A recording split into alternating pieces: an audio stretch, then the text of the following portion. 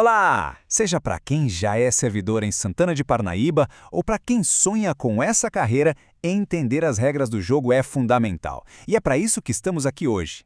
Vamos mergulhar no estatuto que rege a vida profissional no município, traduzindo aquele juridiquês todo para um mapa bem claro e direto ao ponto. E olha, a nossa base aqui é uma só, a Lei Complementar número 34 de 2011.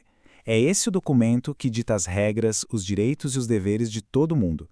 Pensa nele como se fosse um manual de instruções para construir uma carreira sólida e de sucesso na prefeitura.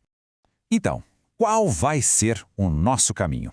A gente vai seguir a trilha completa de um servidor, tá? Desde o que significam os termos básicos, como se chega lá, os primeiros desafios, os direitos, as responsabilidades e, claro, até o final da carreira. É uma viagem cronológica, do começo ao fim. Vamos começar pelo começo, certo? É preciso firmar a base, entender os conceitos que sustentam todo o serviço público municipal. Vamos a eles. A lei é bem direta nisso aí. O artigo 2º define servidor público como a pessoa que ocupa legalmente um cargo. E o que é o cargo público? O artigo 3º explica. É aquela posição com nome, funções e salário definidos por lei. É essa estrutura que, no fundo, organiza todo o serviço e garante que cada peça da engrenagem tem um propósito. Agora, vamos para uma parte que interessa muito a gente. Como é que se faz para entrar no serviço público? O caminho é bem estruturado, é competitivo e a gente vai ver exatamente como ele funciona.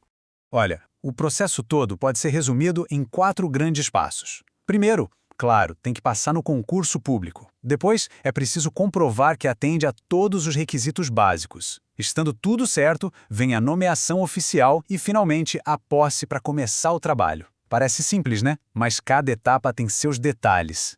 E que requisitos são esses? O artigo 11 lista os essenciais, como ser brasileiro, ter a escolaridade certa para o cargo e boa saúde. São condições que, na prática, garantem que a pessoa está apta, legal e fisicamente para servir ao público. É um verdadeiro checklist. E tem um ponto super importante sobre o ingresso que também está lá no artigo 11, a inclusão. Para garantir a acessibilidade, a lei manda reservar 5% de todas as vagas nos concursos para pessoas com deficiência. É um mecanismo fundamental para dar oportunidade a todos. Ok? Depois da posse, começa uma fase crucial, os anos decisivos. É o período de avaliação que vai, de fato, definir o futuro do servidor na carreira e consolidar de vez a sua posição. O artigo 37 fala sobre o tal estágio probatório, que dura 36 meses, ou seja, 3 anos de trabalho. E durante todo esse tempo, o desempenho do novo servidor é avaliado sem parar. É como se fosse a prova final para conquistar a famosa estabilidade, mostrando na prática que tem aptidão para o serviço. E aqui a gente vê a diferença gigantesca que a estabilidade faz. Quem está no estágio probatório, como diz o artigo 38, está num período de teste. A permanência depende do desempenho. Já o servidor estável, segundo o artigo 40, conquistou uma segurança muito maior. Ele só pode perder o cargo em situações muito específicas. É a grande virada de chave na carreira. Agora vamos falar da parte boa. O serviço público tem uma série de direitos e benefícios garantidos por lei. Eles fazem parte do pacote de valorização de quem trabalha para o município. Mas como o pagamento é calculado? O artigo 56 define remuneração como a soma do salário base, mais todas as vantagens permanentes. É super importante entender essa diferença, sabe? Porque muitos benefícios são calculados em cima do valor total, da remuneração completa.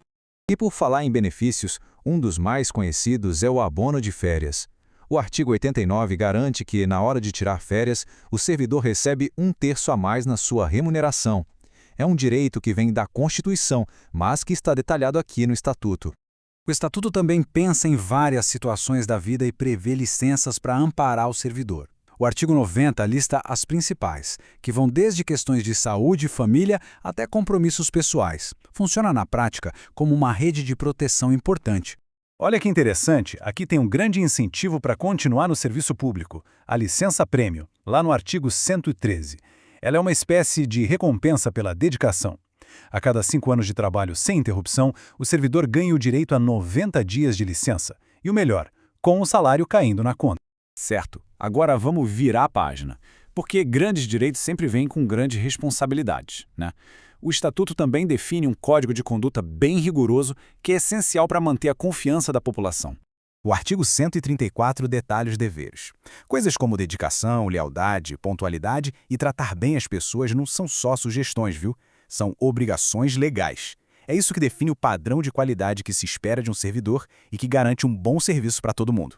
E tão importante quanto os deveres são as proibições, que estão lá no artigo 135. Essas regras existem para evitar corrupção, mau uso do dinheiro público e negligência. O ponto central de tudo isso é uma palavra: integridade. É o pilar de quem serve ao interesse de todos. E se as regras forem quebradas, o que acontece? Pois é, o artigo 145 cria uma escadinha de penalidades.